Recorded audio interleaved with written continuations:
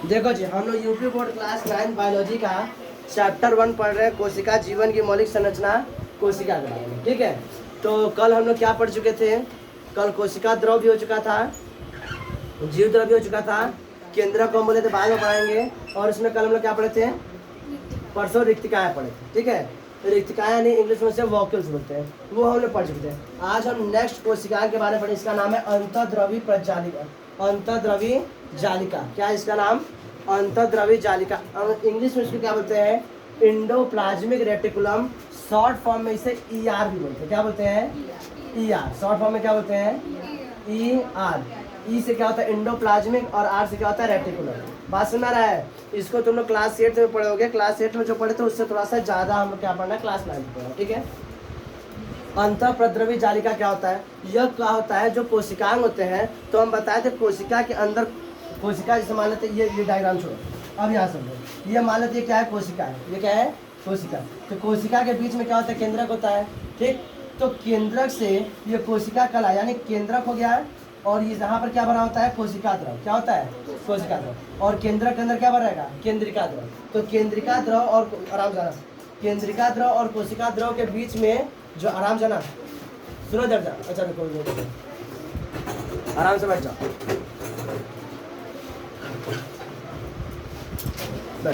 देखो ध्यान से। तो क्या बताओ कि ये हमारा बीच में केंद्रक, तो केंद्रक के अंदर जो द्रव भरा रहेगा उसे क्या बोलेंगे हम लोग? केंद्रिका द्रव। और यहाँ पर जो कोशिका के अंदर भरा है उसे क्या बोलेंगे हम लोग? कोशिका द्रव।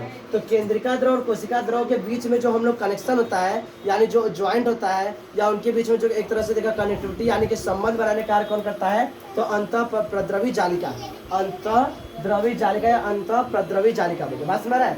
इसको इंग्लिश में क्या बोलते हैं? Endoplasmic reticulum. तो आप निकाल लो, निकाल लो। शॉर्ट फॉर्म में से क्या बोलते हैं? ER। अब ध्यान से ये बात समझना है क्या काम करता है इसका, वो हम लोग कार्य आगे देख लेंगे। अभी समझो, देखो इसकी खोज किसने की थी? KR पॉर्टन ने की थी। KR पॉर्टन ने, इसकी खोज किसने की थी? KR पॉर्टन ने। बात समझ रहा है? ने 1945 में की थी। तो इंडोप्लाज्मिक रेटिकुलम की खोज किसने की थी? तो KR पॉर्टन ने 1945 में इसकी डिस्कवरी की थी। बात सुना है? इसको ध्यान से समझो। अभी इसका कार्य क्या होता है उसको हम लास्ट में पढ़ेंगे। अभी इसकी रचना देखो। रचना मतलब ये किस तरह से बना होता है, रचना मतलब ये किस तरह से बना होता है। तो इसकी रचना निम्नलिखित यानी मुख्यतः 3 प्रकार की होती है। रचना के हिसाब से क्या प्रकार की होती है? इंडोप्लाज्मिक रेटिकुलम यानी अंतःप्रद्रवी जालिका खोज किसने की थी? KR पॉर्टन ने 1945 में की थी। रचना के आधार पर इनकी रचना कितनी प्रकार की होती रहती है? 3 प्रकार की, यानी रचना के आधार पर इनको 3 भाग में बांट सकते हैं। क्या भाग में? ठीक है, तो हमारे बॉडी में जितनी कोशिका होती है, तो कोशिकाओं में अंतःप्रद्रवी जालिका 3 अलग अलग रचना के आधार 3 अलग अलग प्रकार की पाई जाती है।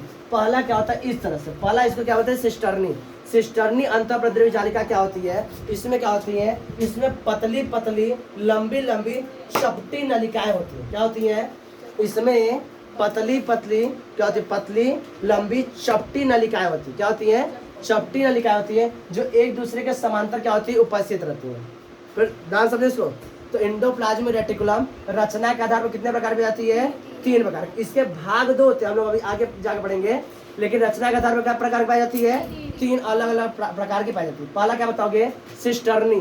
सिस्टर्नी, सिस्टर्नी ये क्या होती है? पतली पतली लंबी, पतली पतली लंबी चपटी नलिकाएं होती है। क्या होती है? नलिका जैसी होती है। नलिका मतलब नली टाइप का होता है। ठीक है, और ये एक दूसरे के समांतर क्या होती हैं? व्यवस्थित रहती है। कैसे व्यवस्थित रहती है? एक दूसरे के समांतर, जैसे मना है। तो ये पतली पतली है, लंबी है और चपटी रहती है। एक दूसरे क्या होती है? अब चपटी थोड़ी ना बना देंगे इसलिए, चपटी रहती है, एक दूसरे क्या होती है? समांतर उपस्थित या व्यवस्थित रहती है। पहला समझ में आया? ये एक प्रकार का। ये अभी रुको, इसको इरेज करते हैं, कंफ्यूज मत करना। दूसरा क्या होता है? थैलियाँ। थैलियों, इसका सिस्टर्नी हिंदी और इंग्लिश सेम है। ठीक है, थैलियाँ। थैलियाँ को इंग्लिश में क्या बोलते हैं? वेसिकल्स। क्या बोलते हैं? वेसिकल। ये क्या होती है? छोटी छोटी थैलियों टाइप की होती है, गोल होती हैं और अलग अलग प्रकार की होती हैं। गोल होती हैं, कुछ गोल और कुछ अंडे टाइप के, मतलब लगभग गोल होती हैं। ये होती है थैले टाइप की। ये इसमें क्या होते हैं? ऐसे दाने दाने से टाइप होते हैं, भुरभुरे टाइप। ठीक, तो थैलियाँ क्या? वेसिकल्स। ये क्या होती है? गोल होती हैं और थैली नुमा होती हैं। गोल या लगभग गोल होती हैं, ऐसे ही एकदम गोल रहता है। देखो इसलिए अलग अलग शेप का बनाया हम। एक ऐसा बना अंडाकार का, ये लगभग क्या बनाया? ओवल शेप का बनाया। तो इस तरह से लगभग क्या होती है? गोल थैलियों जैसी संरचना होती है। बात में आ रहा है? और पूरा इसमें कोशिकाओं के अंदर कोशिका द्रव में फैले होते हैं।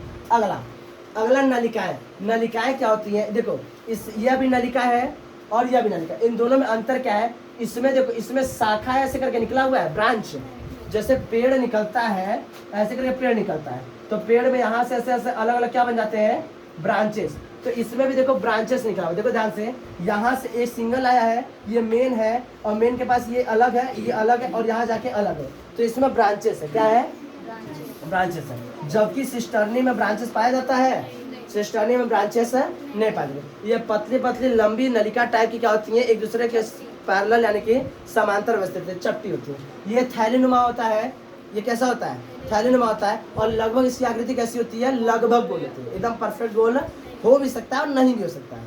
बात समझ रहा है, ठीक। अब अगला नलिकाएं क्या होती है, इसको इंग्लिश बोलते हैं ट्यूबुल्स, क्या बोलते हैं, ट्यूबुल्स, ट्यूब्स नहीं, ट्यूबुल्स, TUBULES, ट्यूबुल्स।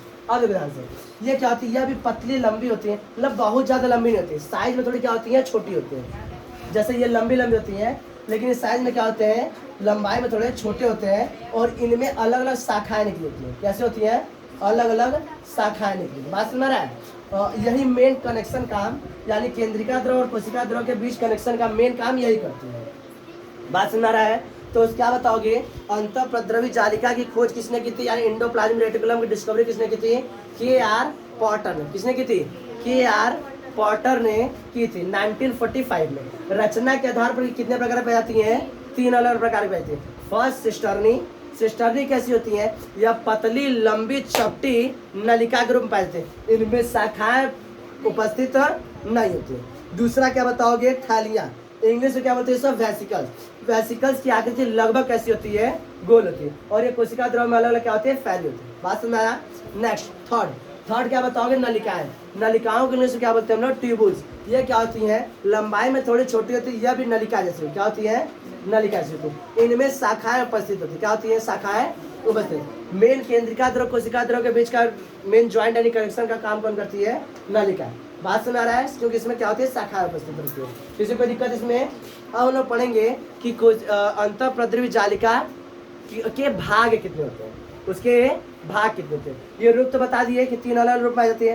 अब हम लोग पढ़ना अलग अलग भाग। अच्छा, इसको तो इसके बारे में तुम लोग लिख लो अपने से क्या करो, लिख लो कि किसमें शाखा उपस्थित है और किसमें शाखा नहीं उपस्थित है। ये बात समझ में आ रहा है, कौन थैली टाइप का है, कौन पतला लंबा आता है। अच्छा, इनका व्यवस्थित कहीं भी हो सकती है, इनमें क्या होती है, समांतर ही उपस्थित रहती है, लेकिन इसमें जरूरी नहीं कि समांतर हो सकता है समांतर हो सकता है दूसरे परपेंडिकुलर है, अलग अलग क्या होते हैं, अलग अलग पाई जाती है, लेकिन ये क्या होती है, हमेशा समांतर ही पाई जाती है। यह भी कहीं पर ही पाई जा सकते हैं। इन तीनों में कोई दिक्कत किसी को, ये बात समझ में आ रहा है। खोज कब हुई थी, किसने की थी, ये बता दिया, और रचना के आधार पर प्रकार बता दिए। इसको लिख लो और डायग्राम बना लो सब लोग। देखो जी ध्यान से, अभी हम लोग इंडोप्लाज्मिक रेटिकुलम यानी अंतःद्रवी जालिका के रचना के आधार पर प्रकार देखेंगे। रचना के आधार पर 3 अलग अलग प्रकार होते हैं। देखो जो अब इसका हम लोग भाग देखेंगे कि यह जो इंडोप्लाज्मिक रेटिकुलम यानी कि अंतःद्रवी जालिका है, ये 2 अलग अलग भाग में पाई जाती है। इसके भाग कितने होते हैं, 2 अलग। ध्यान समझो कैसे ऐसे देखो, ये हमारा इंडोप्लाज्मिक रेटिकुलम है यानी कि अंतःप्रद्रवी जालिका, ये है। इसके अलग अलग 2 भाग होते हैं। एक पर क्या होता है, दरदरा होता है, दानेदार होता है, और एक हिस्सा कैसा होता है, चिकना होता है। कैसा होता है, चिकना, एकदम स्मूथ होता है, ठीक। तो अंतःद्रवी जालिका के 2 अलग अलग भाग होते हैं। कितने भाग होते हैं, 2 अलग अलग भाग होते हैं। एक होता है कणिका में, एक क्या होता है, कणिका में, जिसे बोलते हैं हम लोग कणिका में अंतःद्रवी जालिका। क्या बोलते हैं, कणिका में अंतःद्रवी जालिका। इंग्लिश में इसको बोलते हैं रफ इंडोप्लाज्मिक रेटिकुलम। क्या होते हैं, रफ इंडोप्लाज्मिक रेटिकुलम। अब अगला समझो।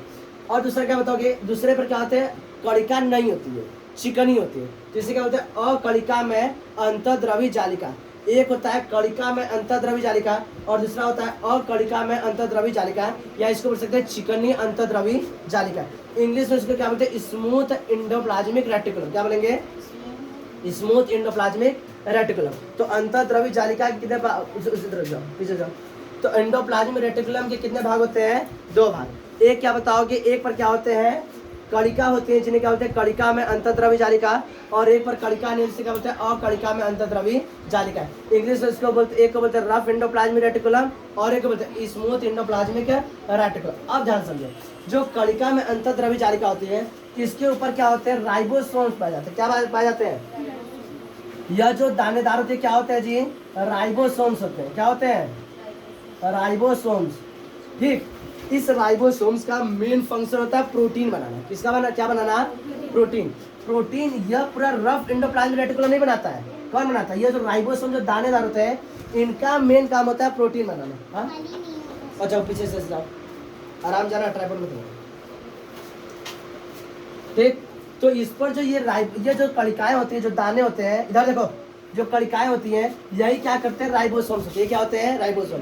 मेन काम राइबोसोम प्रोटीन बनाते हैं, लेकिन हम लोग जब पढ़ेंगे फंक्शन किसका, अंतःप्रद्रवी जालिका, तो कहेंगे जो कणिका में अंतःप्रद्रवी जालिका होती है वो प्रोटीन बनाते हैं, लेकिन वो नहीं बनाते, कौन बनाता है, उन पर जो कणिकाएं उपस्थित, जिसका नाम होता है राइबोसोम्स, उनका काम होता है प्रोटीन बनाना। और बाकी जो स्मूथ है इसका काम होता है फैट बनाना। किसका बनाना, तो फैट कैसा लगता है, चिकना। तो स्मूथ एंडोप्लाज्मिक रेटिकुलम में तरफ क्या बनता है, फैट, और रफ एंडोप्लाज्मिक रेटिकुलम तरफ क्या बनता है, प्रोटीन। बात समझ आया। ठीक, तो क्या स्मूथ एंडोप्लाज्मिक रेटिकुलम पर कणिकाएं पाई जाती हैं, नहीं। इधर क्या होते हैं, मतलब रफनेस नहीं पाया जाता। इधर क्या होता है, स्मूथ होता है, और जब इधर क्या होता है, रफनेस। रफनेस किसके कारण होता है, तो इनके ऊपर क्या होते हैं, राइबोसोम्स के डॉटेड पाए जाते हैं। क्या होते हैं, राइबोसोम्स के डॉटेड पाए। बात समझ रहा है। चलो आगे इसका फंक्शन समझते हैं कि एंडोप्लाज्मिक रेटिकुलम के क्या क्या फंक्शन होते हैं, ध्यान समझो। तो इसके कार्य होते हैं, तो जो कणिका में प्रोटीन होते हैं, जो कणिका में अंतःप्रद्रवी जालिका होती है, कौन, कणिका में अंतःप्रद्रवी जालिका, यह प्रोटीन संश्लेषण में सहायता करती है। संश्लेषण का मतलब होता है निर्माण करना। तो ये क्या करते हैं, प्रोटीन संश्लेषण में सहायता करते हैं, कौन, रफ एंडोप्लाज्मिक रेटिकुलम। इसको एक बात करेक्शन करो, क्या ये रफ एंडोप्लाज्मिक रेटिकुलम प्रोटीन बना रहा है, कौन बना रहा है, तो रफ एंडोप्लाज्मिक रेटिकुलम पर जो दाना पाया जा रहा है, इसका नाम है राइबोसोम, वह प्रोटीन का संश्लेषण करता है। रफ एंडोप्लाज्मिक रेटिकुलम नहीं करता, लेकिन वह उपस्थित कहाँ पर है, रफ तरफ, इसलिए क्या बोलते हैं कि रफ एंडोप्लाज्मिक रेटिकुलम में क्या करता है, प्रोटीन का संश्लेषण करता है। बात समझ रहा है, किसी को दिक्कत, राइबोसोम प्रोटीन संश्लेषण करता है, समझ आ गया। चलो नेक्स्ट देखो, यह क्या होते हैं, जीव द्रव्य तंतु। तंतु मतलब होता है धागा, तंतु मतलब धागा। यह जीव द्रव्य मतलब तो कोशिका के अंदर का संपूर्ण सजीव भाग क्या कहलाता है, जीव द्रव्य। पढ़ा चुके हम पहले। ठीक, तो कोशिका के अंदर का संपूर्ण जीवित पदार्थ क्या करता है, जीव द्रव्य। तो यह जीव द्रव्य तंतु कौन, एंडोप्लाज्मिक रेटिकुलम। और बताएं कैसे होता है, तो एंडोप्लाज्मिक रेटिकुलम क्या करता है, यानी कि अंतःप्रद्रवी जालिका जीव द्रव तंतुओं की सहायता से, जीव द्रव्य तंतुओं की सहायता से एक प्रोटीन से दूसरे प्रोटीन के बीच क्या करता है, संबंध स्थापित करने का काम करता है, कौन, अंतःप्रद्रवी जालिका। बात समझ रहा है। तो अंतःद्रवी जालिका क्या करता है, जीव द्रव्य तंतुओं की सहायता से एक कोशिका से दूसरे कोशिका के मध्य संबंध स्थापित करता है। पहला क्या करता है, प्रोटीन संश्लेषण। क्या पूरा क्या पूरा अंतःप्रद्रवी जालिका प्रोटीन बनाता है, नहीं। किधर बनता है, जिधर कणिका उपस्थित होती है। और कौन बनाता है, कणिकाएं। बात समझ रहा है, कौन बनाता है, ये हो गया। अब इधर देखो, ये करती है, यह कोशिका को आधार प्रदान, इस सबसे महत्वपूर्ण बात है। जैसे इधर समझो, जैसे हम ऐसे समझो, मान लेते हैं मेरा शरीर है, तो हम लोग के शरीर के अंदर क्या होती हैं, हड्डियां पाई जाती, क्या पाई जाती हैं, हड्डियां। यही हड्डियां हम लोग को आकृति प्रदान करती, क्या करती हैं, आकृति प्रदान। जैसे एक घर बनता है, तो घर के अंदर क्या लगते हैं, सरिया यानी लोहे के छड़ लगते हैं, जो पूरे घर को क्या करते हैं, आकृति प्रदान करते हैं। जैसे देखो, तुम लोग रावण का पुतला देखोगे जलते हुए, तो रावण के पुतला के अंदर क्या लगा देते हो, जब जलता है तो उसके अंदर क्या होता है, बांस लगा होता है, लकड़ी का बांस लगा होता है। ठीक, सपोर्ट दिया जाता है। जैसे टेंट लगता है तो पर्दा ऊपर से लगता है, लेकिन अंदर से क्या लगाता है, लोहे की रॉड लगी होती है, तो तभी क्या होता है, टेंट का पूरा आकृति बना रहता है। अगर वो चीज़ें न लगाया जाए तो टेंट को सही आकृति हम लोग नहीं दे सकते। इसी तरह कोशिका को क्या होता है, कोशिका को भी भाई समझो, कोशिका को भी क्या चाहिए, आकृति चाहिए। तो अंदर से कोई ना कोई ऐसा सहारा देने वाला रहेगा तब ना। तो यही अंदर से आधार देने का कार्य कौन करती है, तो अंतःप्रद्रवी जालिका, यानी अंदर पूरा जालिका के रूप में क्या होती है, फैली रहती है, जो कोशिका को क्या करती है, आधार प्रदान करती है, जिसकी वजह से उसका शेप बना रहता है, जिसकी वजह से क्या होता है, फूले रहते हैं, नहीं तो पचक के क्या बन जाएंगे, एकदम चपटे हो जाएंगे। बात समझ रहा है। तो कोशिका को आधार देने कौन कार्य करता है, अंतःप्रद्रवी जालिका। जैसे देखो, जैसे फुटबॉल तुमने देखे हो, तो ब्लैक काला ऐसे स्पॉट्स होता है, ऐसे करके, ऐसे मतलब ऐसे ही होता है, तो पूरा ऐसे करके फैला रहता है, ऐसे करके तो पूरे कोशिका के अंदर क्या होते हैं, इस तरह से मतलब पूरे कोशिका में कहते हैं एक जाल बना रहता है। क्या बना रहता है? जाल। अंतःप्रद्रवी जालिका क्या बनाता है? जाल। इमेजिन करो जैसे ये पूरा हमारे पास क्या है, एक कोशिका है, गोल सा कोशिका है। तो कोशिका के अंदर पूरा धागे की तरह से क्या पाया जाएगा, पूरा ऐसा संरचना पाया जाएगा किसका? अंतःप्रद्रवी जालिका के, जो उस कोशिका को क्या देंगी? आधार प्रदान करेंगे। और उसी के ऊपर क्या होता है? कोशिका झिल्ली लग जाता है। उसके ऊपर क्या लग जाता है? कोशिका झिल्ली लग जाता है। और इसके वजह से वो कोशिका क्या होती है? चपटी नहीं होती है, दबती नहीं है। तो जिस तरह मनुष्य के शरीर को कंकाल आकार प्रदान करते हैं, वही काम कोशिका के अंदर कौन करता है? अंतःप्रद्रवी जालिका। तो अंतःप्रद्रवी जालिका क्या करती है? कोशिका के अंदर कंकाल की भांति कार्य करती है। कैसे कार्य करती है? कंकाल की भांति कार्य करती है। और यह कोशिका को आधार प्रदान करती है। क्या करती है? आधार प्रदान। बात समझ में आ रहा है? अगला, चिकनी अंतःप्रद्रवी जालिका वसा के निर्माण में सहायता करती है। चिकनी अंतःप्रद्रवी जालिका किसके निर्माण में सहायता करती है? वसा। वसा क्या होता है? जैसे तेल।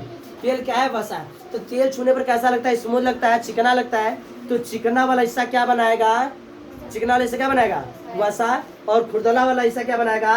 प्रोटीन। यहाँ तो समझने में किसी को दिक्कत? इस तरह से हम लोग कोशिका का जो बहुत ही महत्वपूर्ण एक कोशिका है, इसका नाम था अंतःप्रद्रवी जालिका, उसको पूरी तरह से पढ़ ली। किसी को समझने में कोई दिक्कत? बात समझ आ रहा है? चलो, जो समझ में आ रहा है इसको अच्छे से लिख लो और इसका फिगर भी इस तरह बना लिया और इसको इस तरह लिखना। और ये कणिका में क्या होते हैं और अकणिका में क्या होते हैं इसको भी लिख लूंगा।